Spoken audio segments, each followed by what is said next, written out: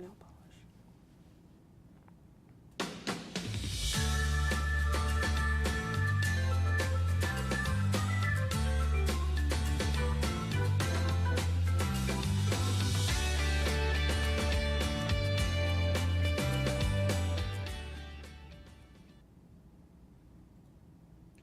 Hello and welcome to For Book Lovers Only, where we interview some great authors and talk about amazing books. My name is Rob Brown, your host and chief book lover. Today our guest is a lawyer by day and an author by night. She's written a book kind of reflecting some of her own personal experiences in France, and we're happy to have her on the set. Please welcome to For Book Lovers Only, Emily Cammille. Emily, thank you so much for being here. Thank you for having me. I know you're really busy. You're a lawyer, high-powered lawyer, Yes. probably got a ton of cases. Thank you so much for stopping by our set. Absolutely. Can you tell my boss I'm high-powered, though?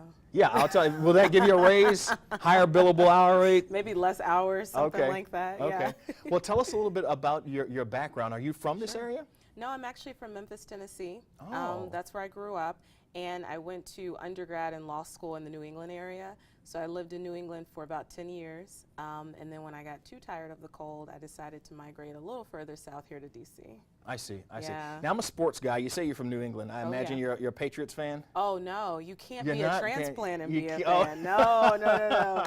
I support the Celtics, but the Patriots fans were a little too crazy for me. Oh, I see. So, yeah, I let the see. natives have that. Okay, okay. But, yeah. And when did you come down to the Washington, D.C. area? I moved to D.C. in 2012.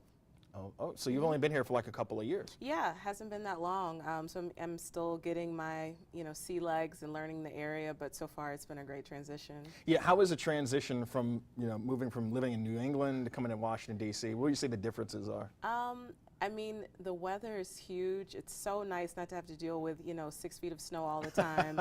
I don't have to dig my car out of the snow all the time, which is really great. But, I just think that DC is really vibrant. It's got so many different types of people. The diversity is the biggest thing for me, and I think the biggest draw when I moved here. So those are some of the differences, and also you just have a really young population here. And everyone is very either policy or sort of law focused in a lot of ways. So everyone's always talking about, the latest senator or the latest bill, and it's just different. True. In New England they talk about the Patriot stats, in DC they talk about like the senator stats. So Right. yeah. So it's been a great experience. So. Now, did you practice in New England, or when you were done with law school, you came directly here? I did practice in Boston. I worked for the city of Boston, representing Boston Public Schools for about 2.5 years. And I was doing labor and employment law, which is what I practice now as well. And how is it different practicing law in New England as opposed to practicing it here in Washington, D.C.? Would it be like the intensity level or just the type of personalities you encounter? The work that I was doing was a bit different in that we had a very small legal office, so I was on the line of fire very often. I work for a big agency now, so there's a lot of bureaucracy and it makes things a little bit slower. But in terms of the people, I would say they're pretty much the same. The only thing that's interesting, though, is in Boston, I got a lot more intrigue when I said I was a lawyer. And in D.C., people are just like, okay, everyone's a lawyer. Like, do you work Right. for Obama? Do you do something really special? Right. But in Boston, if you said you were a lawyer, people thought that was really, really impressive. That's a lot different in D.C. I mean, you see, in D.C., you see 10 people walking down the street, like 7 of them are lawyers. Oh, absolutely. So, yeah. Yeah, that's really interesting. So, I imagine that, being in D.C. an agency, are your hours being a lawyer, are they pretty set? Or, I mean, if you're working at a big firm, I know you're working like crazy Yeah. hours, like 100-hour weeks, but in the agency, it's probably more. They're not as crazy more as firm negotiable. hours for sure, but like any legal job, you have ebbs and flows. So I'm a litigator, and when I have motions due, or I have a hearing, or I have an appearance in court coming up, I'm really, really busy. For example, this week I have a motion for summary judgment due in federal court, so you're just like up all hours trying to get stuff done. Right. But there are weeks where you definitely have a lot of time for a long lunch, which is very nice. I see. Yeah. Wow, that has to be, quite a challenge balancing, being an attorney and being an author at the same time. How do you kind of manage your time doing that? It's tricky. I think it was actually easier when I was writing and practicing at the same time, because I could write anytime. I could write in the morning, I could go to bed late, I could do it on the weekends, and the writing was a lot of fun. The marketing is fun, but it's different. And it's, you know, it's not something in my wheelhouse. So it's a lot of learning curve and just getting acclimated with something that I don't have a lot of familiarity with. Right. And so the marketing part, I've had to devote, you know, designated hours to, okay, I'm going to spend 30 minutes today sending emails to folks about book clubs. You know, I'm going to spend an hour today asking bookstores in the area if they have an interest in the book. So it's really just making the time for it. And, you know, making sure that you're putting your focus on your book as much as you're putting it on, you know, your regular work, because it means a lot to me. So I want to make sure people get to read it. Right. And being a litigator, it seems like that's pretty intense. When you were in law school, did you want to be a litigator, or did you want to be more transactional, or? I don't think I really had a particular focus. I didn't think I wanted to be a litigator per se. It just so happened that the first job that I got out of law school, I was thrown into litigation. Like I said, it was a small office, so even though I'd only been there for a month, they were like, okay, go do an arbitration by yourself, no problem. I didn't expect that, but I like litigation. I like, you know, it keeps you really sharp, it keeps you on your toes. You meet some great opposing counsel that help you to hone your skills and sharpen your skills. But I like litigation. It's very intense, but it's definitely something that I enjoy. I just try to balance, you know, thinking about my book with being a lawyer, because writing means a lot to me too. I see. So, and like, you know, drafting your motions for summary judgment, and, you know, it seems like you're writing all the time, whether it's writing for your book or writing for your job. It seems like you just do a lot of writing. That's true. I love writing though, and I actually really enjoy legal writing. Probably my, you know, most favorite thing to do in the legal profession, I guess, is to write. It's to do motions practice. I love oral advocacy, but written advocacy, because I have time to organize my thoughts. I like doing hearings and sort of doing it more on the fly, but right. When I finish writing it, I have a chance to hone it and, you know, make it better and think, oh, that looks really good.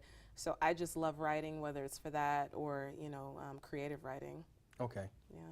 So, you know, you're here in Washington, D.C. We know you were in New England, and you spent some time overseas as well, correct? I did. Tell us about that.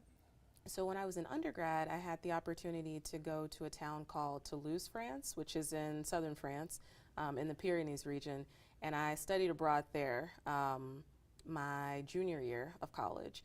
And that was a really fun experience, but I think the thing about studying abroad is that, you know, you're 20 years old, you're not really speaking as much French as you should, even though your classes are in French.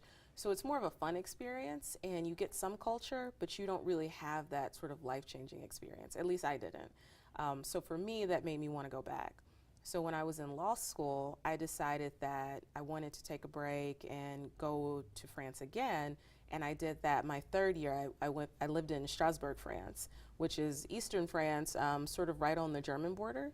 And that was just a really great opportunity, because I was still taking classes. I was still in law school, but my classes were in French, but I was a little bit older. The folks that I was with were a little bit younger, so they were having the true study abroad experience. And I was just focusing on only speaking French, learning as much law as I could, you know, as much European law as I could, and just kind of figuring out what French culture was like. And that really motivated me to write the book. Because when you sort of step away from your comfort zone and you start interacting with people in that society on a day-to-day basis, and you see how they interact in relationships and that kind of thing, that just, like, for me was wild. I was so intrigued by it, and I was just picking up things, you know, every day, like, oh, that's interesting that couples do that, or people say that. So in addition to, you know, being in law school, I was also doing sort of a social experiment. There's nothing like, you know, being in another country and experiencing different culture, different foods, different customs, just seeing how people live and interact with each other on a daily basis, and then coming back to the United States and kind of juxtaposing both and saying, wow, you know, it's like two different planets. Totally different. And that's one of the things that I actually talk about a lot in the book, is how different French people are with respect to relationships, because that was just something that I didn't expect. I'd seen some of that my first time around when I lived in Toulouse, but the second time I really realized that French people, generally speaking, really wear their heart on their sleeve in a way that we don't in the States. I feel like in the States, you know, we kind of are taught to guard ourselves. Yeah, a little bit more guarded. Yeah, right. and like play games and kind of, Yeah. well, if the person doesn't call you in X number of days, then do this. Right. Whereas in France, I just felt like with guys and girls, if they liked something, they went for it. If it didn't work out, in a week, they would be on to the next person. It was all about love, and they just kept it moving, which I thought was really cool to experience. And those experiences, obviously, they kind of influenced you for Amelie and Ali, correct? Absolutely. Okay. There's actually a story in the beginning of Amelie and Ali that's about something that I saw when I was living in France the first time.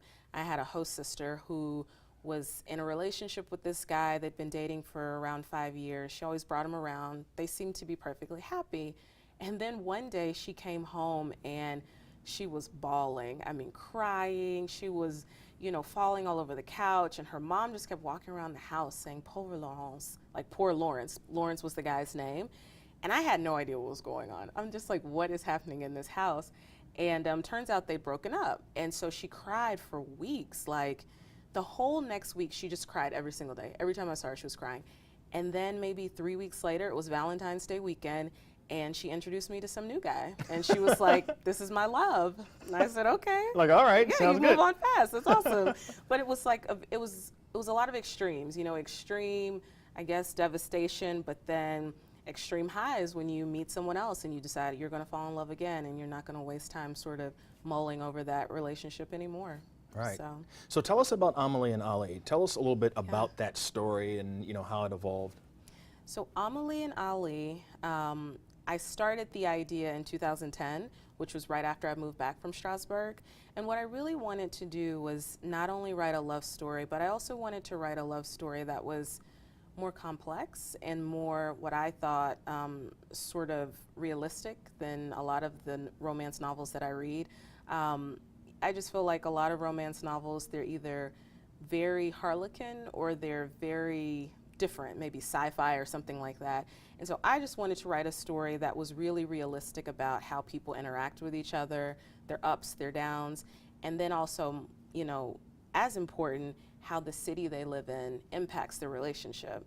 Because a lot of people think of Paris through those rose-colored lenses of the Eiffel Tower and the Montmartre, and it's so beautiful, it's incredible. And it is, but one of the things I included in the story are the Parisian riots that occurred in 2006 and some others occurred in 2009. There's a lot of strife there. There are a lot of real things that are happening to people, cultural issues, health issues. They have their own healthcare issues that they're dealing with. So people have real lives, and I wanted to bring that to a story to really reflect the experience that I had living there. Wow. Yeah, so, and it's not to say that it's not as romantic and great as people think it is, because it is. It's an incredibly romantic place. You absolutely could fall in love on the street at any moment. However, it's good to read about other things that are happening there because they really make for a rich and interesting story.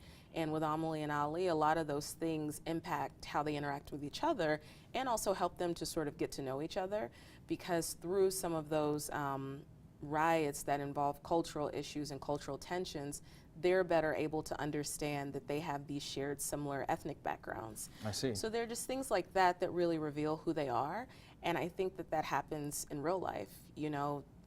Current events, things that are very real that are happening in the news, those things will impact your relationship. So I want to bring that to the story. So it seems like this book has a dynamic in it that it's just not about a romance book, but it has a historical aspect to it as well. Absolutely. Yeah, I mean, one of the really cool scenes that I like is when Amelie and Ali are talking about his background, because it's a little more apparent, that she's African American, but with him, it's not quite clear who he is or what his ancestry is or anything like that.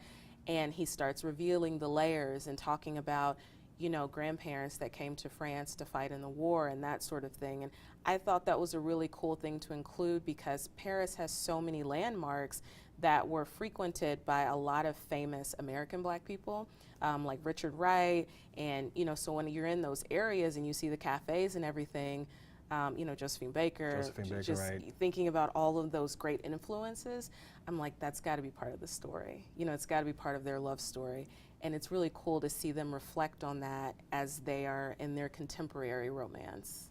And how long did it take you to write Amelie and Ali? It took about 3.5 years. I finished in mid-2013, and then I spent maybe 6 to 8 months doing a lot of editing, and then I kind of moved into the peer editing phase and got some friends on board. First friends I knew that would love the book. Then I decided to be a little bit braver and get friends who might not like it and see what That they is thought. brave. That's very brave. And they actually liked it, so it turned out Oh, okay. good. I mean, there was constructive criticism, but overall they really enjoyed the book. But that whole process was probably about 5 years. Yeah, so Wow, it took a 5-year while. process. Yeah. Okay.